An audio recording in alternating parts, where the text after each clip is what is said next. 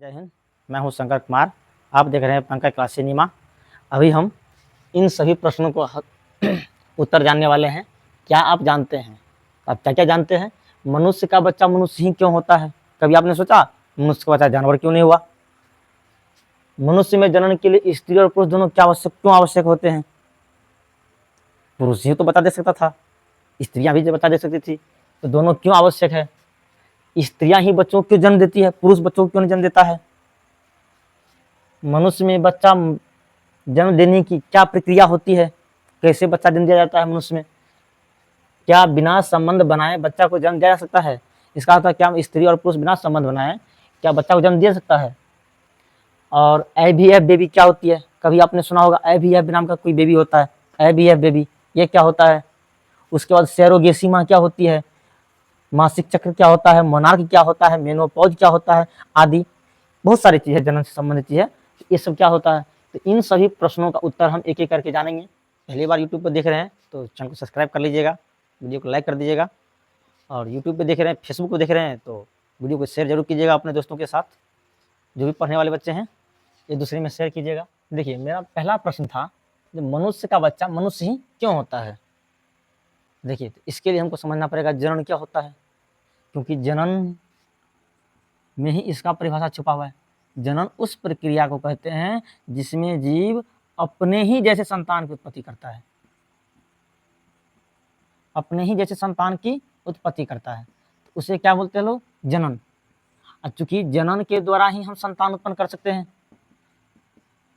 तो जनन के द्वारा ही संतान उत्पन्न किया जा सकता है, और जनन में अपने ही जैसे संतान की उत्पत्ति होता है, इसीलिए मनुष्य का बच्चा मनुष्य होता है। क्योंकि नया बच्चा उत्पन्न करने के लिए क्या करना पड़ेगा? जनन।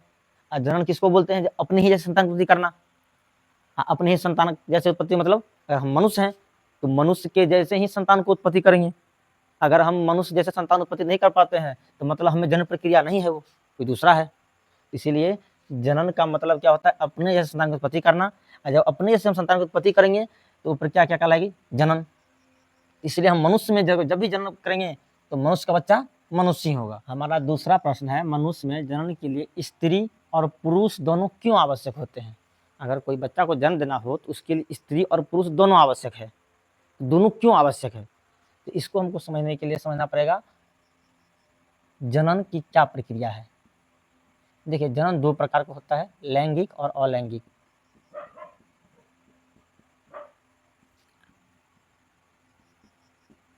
और लैंगिक जनन में केवल एक जीव भाग लेते हैं, जबकि लैंगिक जनन में कितने जीव भाग लेते हैं? दो जीव, नर और मादा। इसीलिए जब भी जनन की प्रक्रिया होती है तो अलैंगिक जनन में दो जीव को भाग लेना आवश्यक है, नर और मादा। क्योंकि मनुष्य बात करें तो मनुष्य में नर को बोलते हैं पुरुष और मादा को बोलते हैं स्त्री। तो इसीलिए जनन में, मनुष्य में जनन के लिए स्त्री और पुरुष दोनों को होना आवश्यक है, क्योंकि लैंगिक जनन में नर और मादा दोनों को होना आवश्यक है। अगर नर और मादा कोई एक न हो तो जनन की प्रक्रिया नहीं हो पाएगी। तो चूंकि लैंगिक जनन है, लैंगिक जनन में नर और मादा दोनों को होना आवश्यक है, इसीलिए मनुष्य में जनन के लिए स्त्री और पुरुष दोनों को होना आवश्यक है। स्त्रियां ही बच्चों को क्यों जन्म देती है? पुरुष भी दे सकता है, तो स्त्रियां ही बच्चों को जन्म क्यों देती है? तो इसके लिए हमको समझना पड़ेगा स्त्री जनन के बारे में। देखिए, स्त्री जनन, जनन, अब देखिए, स्त्रियां ही बच्चों को क्यों जन्म देती है? क्योंकि स्त्री में बनते हैं अंडाणु, स्त्री में होते हैं गर्भाशय। तो अंडाणु जब शुक्राणु से निषेचन करता है, तो शुक्राणु से निषेचन करने के बाद अंडाणु और शुक्राणु कहाँ चले जाते हैं? गर्भाशय में चले जाते हैं। गर्भाशय के दीवार से चिपक कर दोनों भ्रूण से शिशु का विकास करता है। युग्नज बनता है पहले, युग्नज से बनता है भ्रूण, और भ्रूण से बनता है शिशु। क्योंकि यह सभी प्रक्रिया होती है कहाँ? स्त्री के जनन अंग में। स्त्री के जनन अंग ही होते हैं अंडाणु में और गर्भाशय। अंडाणु अंडाशय में बनते हैं। तो चूंकि स्त्री के जनन अंग है अंडाशय और गर्भाशय, अंडाशय में बनते हैं अंडाणु, अंडाणु जब शुक्राणु से निषेचन करता है तो दोनों आपस में संयोग करता है, बना युग्मनज। युग्मनज चूंकि सभी युग्मनज बनता है अंडवाहिनी नलिका में, उसके बाद भ्रूण चला आता है कहाँ, गर्भाशय में। गर्भाशय में ही शिशु का विकास होता है। तो चूंकि शिशु का विकास स्त्री के अंदर होता है, इसीलिए स्त्री ही बच्चों को जन्म देती है। चौथा प्रश्न है, मनुष्य में जनन की क्या प्रक्रिया है, कैसे मनुष्य में जनन की प्रक्रिया होती है। तो इसको जानने से पहले यदि आप पहली बार यूट्यूब पर देख रहे हैं तो चैनल को सब्सक्राइब कर लीजिएगा, वीडियो को लाइक कर दीजिएगा, और यूट्यूब पे देख रहे हैं, फेसबुक पे देख रहे हैं तो वीडियो को शेयर जरूर कीजिएगा अपने दोस्तों के साथ, जो भी पढ़ने वाले बच्चे हैं एक दूसरे में शेयर कीजिएगा। मनुष्य में जनन की क्या प्रक्रिया है, तो चलिए हम जानते हैं मनुष्य में सभी जनन की प्रक्रिया। देखिए, जनन के लिए नर और मादा होना आवश्यक है। नर बोले तो पुरुष, मादा का मतलब होता है स्त्री। अब हम देखते हैं नर में कौन कौन सा जनन अंग है, स्त्री में कौन कौन सा जनन अंग है, तभी हम समझ पाएंगे प्रॉपरली जो मनुष्य में जनन की क्या प्रक्रिया होती है। तो सबसे पहले हम जान लेते हैं नर में।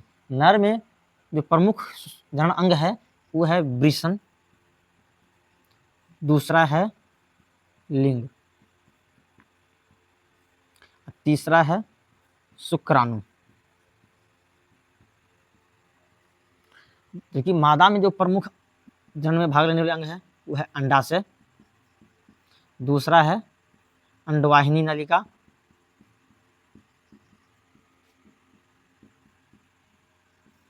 तीसरा है गर्भाशय,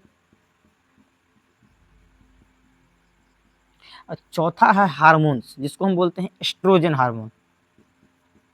तो ये सभी मिलकर स्त्री में जन्म के अंग में भाग लेते हैं, और ये सभी मिलकर इसमें चौथा है टेस्टोस्टेरोन हार्मोन। तो ये चारों मिलकर पुरुष जनन में भाग लेता है। तो ये चारों का काम है पुरुष जनन अंग का कंट्रोल करना, ये चारों का मिलकर स्त्री जनन अंग का कंट्रोल करता है। तो हम बारी बारी से सबका देखते हैं। वृषण क्या होता है, देखिए वृषण एक जनन वृषण एक जनन ग्रंथि है। वृषण एक जनन ग्रंथि है जिसमें क्या बनता है, शुक्राणु और टेस्टोस्टेरोन हार्मोन। टेस्टोस्टेरोन हार्मोन, तो ये दोनों कहाँ से रिलीज होता है, वृषण से। तो वृषण का काम क्या है, शुक्राणु का निर्माण करना और टेस्टोस्टेरोन का निर्माण करना। अब देखिए, शुक्राणु तो हो गया नर युग्मक जिसकी मदद से नए शिशु का जन्म होता है। टेस्टोस्टेरोन का क्या काम है, तो टेस्टोस्टेरोन का ही सबसे प्रमुख काम होता है, क्योंकि पुरुष में पुरुष का जो गुण लेके आता है वो टेस्टोस्टेरोन ही लेके आता है। जैसे कि पुरुष का मूंछ होना, दाढ़ी होना, बाल, आवाज का मोटा होना, तो ये सब किसके कारण होता है, टेस्टोस्टेरोन का कारण होता है। उसके बाद एक होता है अधिवृषण। अधिवृषण का क्या काम है, अधिवृषण का काम है अंडाणु को परिपक्व बनाना, शुक्राणु को परिपक्व बनाना। जैसे ही वृषण शुक्राणु का निर्माण करता है उसके बाद शुक्राणु चला जाता है अधिवृषण में।